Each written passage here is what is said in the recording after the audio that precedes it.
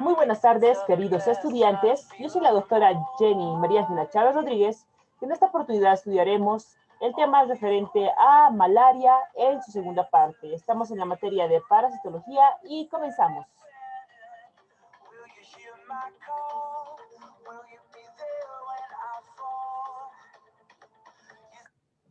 Bueno, en la anterior presentación nosotros habíamos hablado de lo que era en realidad el ciclo vital de Plasmodium, sabiendo que el ciclo comienza donde el mosquito Anopheles hembra pica e inocula al hospedero definitivo los esporozoitos de Plasmodium, y estos en un proceso en su ciclo vital llegaban a invadir lo que eran las células hepáticas, transformándose en esquizontes, y estos a su vez daban lugar a la existencia de primero trofozoitos, los cuales también iban a generar nuevos esquizontes, que son grupos en los cuales también íbamos a ver que tras su liberación también iban a diseminarse por vía hematógena, así causando los síntomas de la parasitosis. En esta oportunidad estudiaremos más que todo al vector y también los mecanismos de transmisión, así como los síntomas de la malaria. Bueno, entonces veremos que técnicamente, según estadísticas, la mortalidad por malaria en Estados Unidos, podemos ver que estos son datos, ¿no?, del 2004, donde 183 casos eran diagnosticados y 93% de ellos reducían a infección por Plasmodium falciparum. Parasitosis, la malaria se da en viajeros, se da en militares, en inmigrantes, y de este porcentaje de casos estudiados, el 50% no había tomado ningún tipo de pequeña profilaxis. Además, el 35% tomó una medicación adecuada de la zona visitada.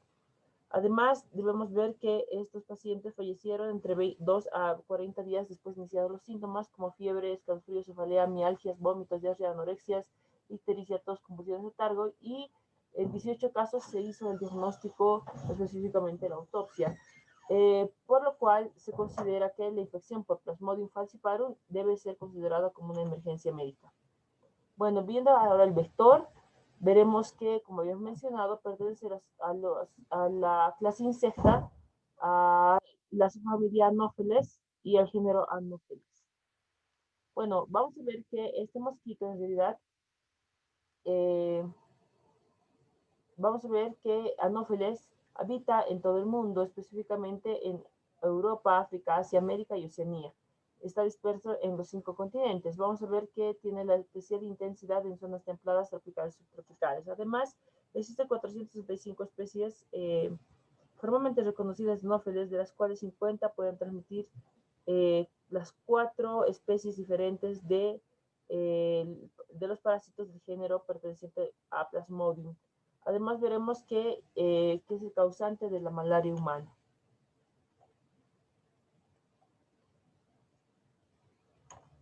Veremos también que Anopheles, en el ciclo de vida, este mosquito atraviesa 4 fases y migra desde el huevo a larva, pupa y adulto. Las primeras 3 etapas transcurren en un medio acuático que más que todo será entre 5 a 14 días, y la etapa adulta, específicamente las hembras, el mosquito actúa como vector biológico de la malaria. Las hembras adultas además pueden vivir hasta un mes o algo más en cautividad, siendo lo más natural que puede pasar hasta vivo 2 semanas de vida. Bueno, entre los mecanismos de transmisión, nosotros debemos saber que tanto el primer mecanismo de transmisión es la picadura del mosquito Anopheles hembra. Sin embargo, también la malaria puede transmitirse por vía vertical de la madre gestante recién infectada hacia el producto en sí. También puede la malaria transmitirse como es una hemoparasitosis por transfusiones sanguíneas mal controladas, y también por el uso de agujas que hubieran o algún accidente dentro del proceso de laboratorio. Dentro del diagnóstico clínico, nosotros podemos ver las características clínicas dependerán más que todo de la especie de parásito y la concentración de parásitos asexuales en sangre, parasitemia. Además, el estado inmunitario del huésped. Y dentro de estos síntomas podríamos observar que los síntomas agudos de la malaria pueden incluir fiebre, cefalea, dolor a nivel muscular, sudoración, escalofríos, respiración y tos seca, esplenomegalia, náuseas, vómitos y hasta diarrea. El periodo de incubación variará dependiendo de la especie que esté en realidad produciendo el cuadro de malaria. Veremos en este caso que el lapso que el periodo de incubación sí es el lapso que media entre la picadura de mosquito infectante y la aparición de los síntomas clínicos. En el caso del Plasmodium falciparum, el ciclo es de 7 a 14 días el periodo de incubación. El Plasmodium vivax ovale varían de 8 a 14 días y Plasmodium malaria de 7 a 30 días.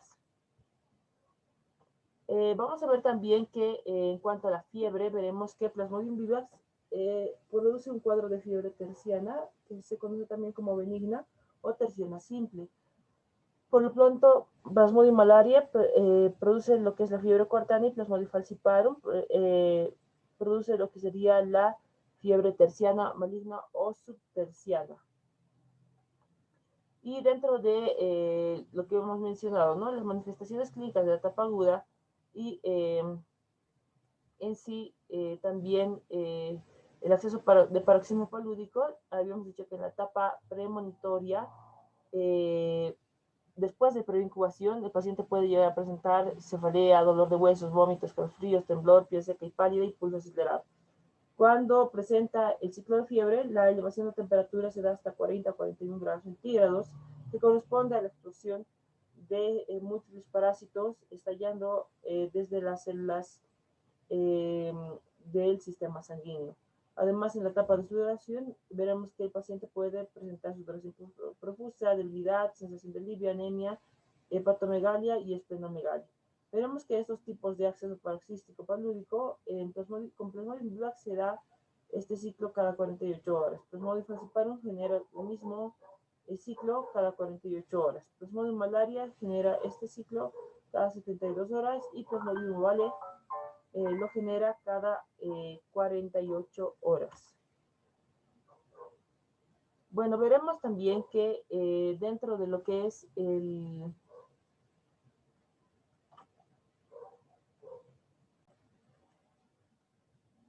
Bueno, entonces el diagnóstico clínico, como vemos en este flujograma, veremos que puede iniciarse antes del episodio febril, notando en el paciente lo que será escalofrío, fiebre intenso y progresivo, seguido de temblor incontrolable.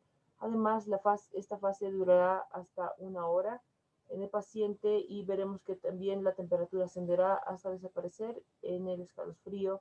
El periodo febril puede durar de más o menos de 6 a 8 horas y la cefalea intensa, mialgias, artralgias, vómitos, molestia general acompañará la última fase, donde el paciente igual presentará sudoración profusa, temperatura que cae gradualmente hasta su valor normal y desaparecen los síntomas. El periodo sintomático hay un periodo sintomático donde el paciente también puede reanudar sus actividades normales hasta el próximo episodio febril.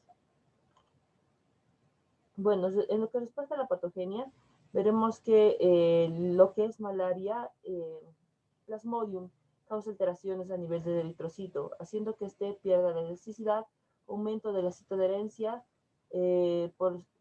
veremos que aumenta la fragilidad de las células y disminución del transporte de oxígeno, además de la liberación de toxinas y antígenos.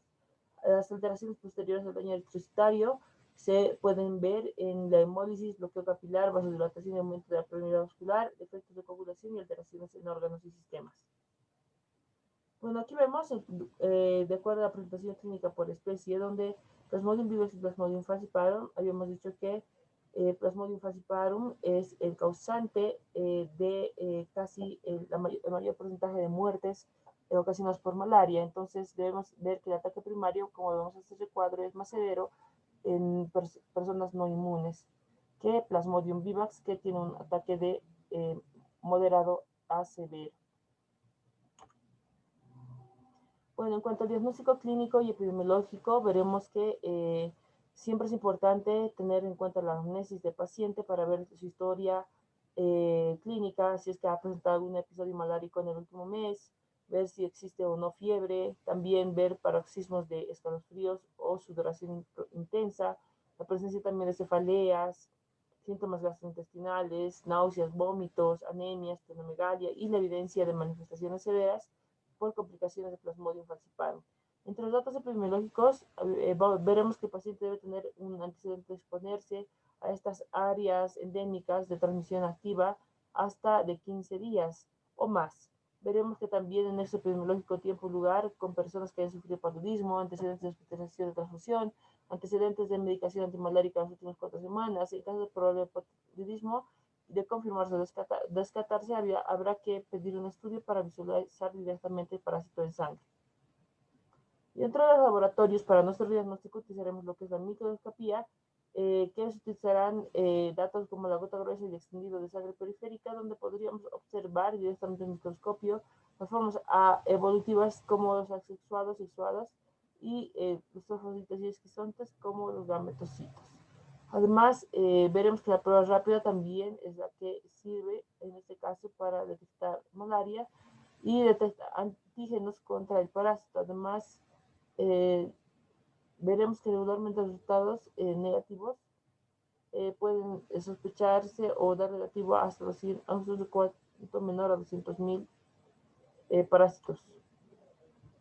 Ya, en cuanto al diagnóstico, veremos que la gota gruesa es menor, bueno, es el estudio que se puede utilizar en cuanto a malaria, donde se puede analizar hasta al menos 200 campos microscópicos o más. Veremos que el caso de malaria y gota gruesa negativa de sospecha clínica se debe repetir el estudio de gota gruesa dentro de las 24 horas. Además, Plasmodium falciparum son los parásitos secuestrados en los capilares de 50% de ciclo electrístico y por lo tanto no siempre están presentes en la sangre periférica. Veremos también que el tratamiento de la malaria no complicada producida por Plasmodium vivax, el objetivo será eliminar los parásitos en la sangre, también las formas sinusoíticas que permanecen en el hígado y evitar las recaídas. El tratamiento incluye el esquizonticida sanguíneo como la cloroquina y también la primaquina. Además, la cloroquina tiene un esquema a ser administrada por una dosificación kilogramo a peso dependiendo del día de tratamiento. Bueno, veremos que el paludismo no complicado, ocasionado por Plasmodium vivax o Plasmodium falciparum sensible a la cloroquina, se lo tratará con cloroquina. Y para prevenir recaídas, dar un tratamiento secundario de primaquina durante 14 días. Además, veremos que durante el paludismo complicado se utilizará el sulfato de quinina, la doxiciclina y la clindamicina. Bueno, el tratamiento de segunda línea para Plasmodium falciparum, veremos que dentro del medicamento y presentación, habíamos mencionado ya que se puede dar clindamicina, sulfato de quinina y también doxiciclina. Bueno, en cuanto a la prevención, veremos que hay recomendaciones más que todo para la población susceptible, las personas que ingresan a zonas receptivas y endémicas deben protegerse de las picaduras de los mosquitos. Además, las viviendas deben ser protegidas con telas metálicas finas, mosquiteros o sobrepuertas y ventanas. Además, es imprescindible utilizar ropa de manga larga y pantalones largos en zonas endémicas. También la prevención consistirá en evitar tener dentro y fuera de la casa recipientes que acumulen agua, renovar agua y floreros y pesetas bebederos para evitar que así el vector pueda poner sus huevos y convertirse en mosquitos nuevamente que puedan transmitir esta enfermedad. Veremos también que hay que desechar objetos que estén al aire libre en los que se pueda acumular agua, como botellas, neumáticos, etc. Además veremos que puede mantener boca abajo los recipientes para que no estén estos en uso como baldes frescos, ¿no es cierto? Tapar los recipientes utilizados para almacenar agua en los tanques o pilas de los barriles y lavar las pilas de los barriles de forma semanal. Y bueno, les agradezco, queridos estudiantes, por su gentil atención. Hasta otra oportunidad. Muchas gracias.